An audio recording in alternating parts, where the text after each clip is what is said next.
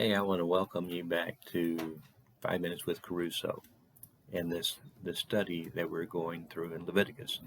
I'm only going to be with you a couple more times in Leviticus because I'm giving you basically insights into the book that can help it become alive to you.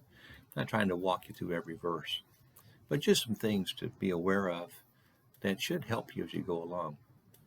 I want to share something with you this morning from Leviticus 26 that I think is very relevant. And this is what we need to understand. Even though this book was written a long time ago, it is relevant to us.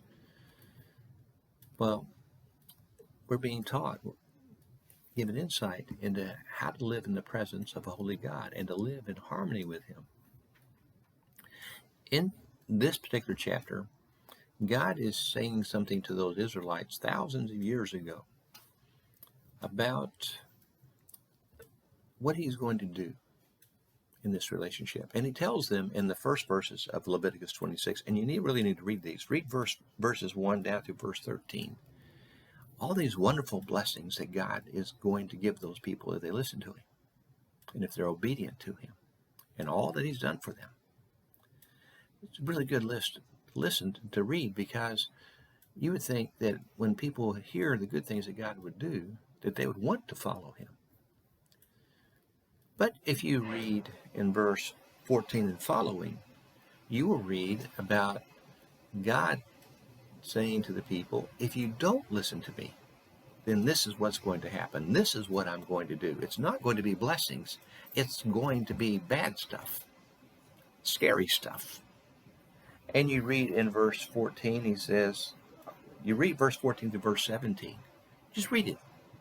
It's pretty scary stuff. And you consider all the good blessings that He would give them and all the bad things that are going to happen to them, and you say anybody in their right mind is going to listen to God and will be obedient to Him, because those blessings are really good and the scary stuff is really scary. Anybody in their right mind is going to listen to God. But then you read verse 18. God says, if you choose not to listen to me, it's going to get 7 times worse. And you read down through verse 20. Read that list. That's an even scarier list. And then in verse 21, he says, if you still refuse to listen to me, it's going to get even 7 times worse than that. And that list gets scarier. And then the same thing in verse 23. If you still refuse to listen, it's going to get 7 times worse. Verse 27, if in spite of this you still refuse to listen, it's really going to get bad. And you read 27 down through, verse 39. That's a horrifying list. And so you think, when do people finally listen to God? What does He have to do to get their attention? Now, this is what it's like to live in the presence of a holy God. His love compels Him to bless us, but His holiness is going to compel Him to judge us if we don't listen. Now, He still loves, even though He has to judge. You read verse 40 and following, he still offers up hope. And He says, listen, even after all this bad stuff, if you'll turn back to me, I want to bless you again. Now, how does this relate to us? If you go to Acts 17 and read verse 24 and following, I think, you're going to read there that God lifts up nations and He brings them down. He still does that. He's the one who determines how long nations live, how long they stay on top, how long they're on the upswing, and when they are brought down and humbled. So apply all this to what's going on to us in the United States. Now, God doesn't tell me this, okay? I'm just being mindful of some realities here.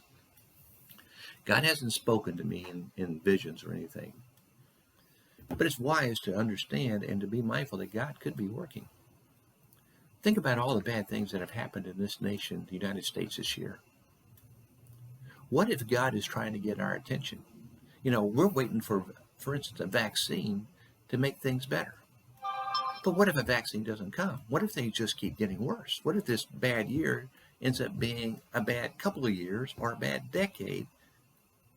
Because God's doing something, trying to get the attention of the people of the United States so that they will seek Him. What if God's doing those kind of things?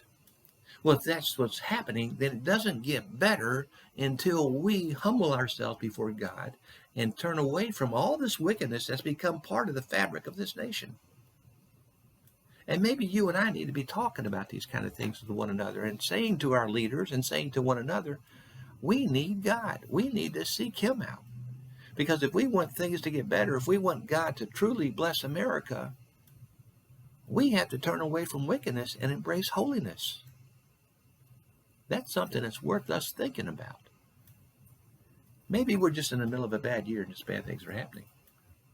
But maybe God's trying to get our attention. Well, if that's the case, we better pay attention, okay? So give that some thought. Read Leviticus 26 and Acts 17, okay? Pray about it. Thank you for listening. Leave a comment. Send an email at booksbykerusso@gmail.com and be blessed.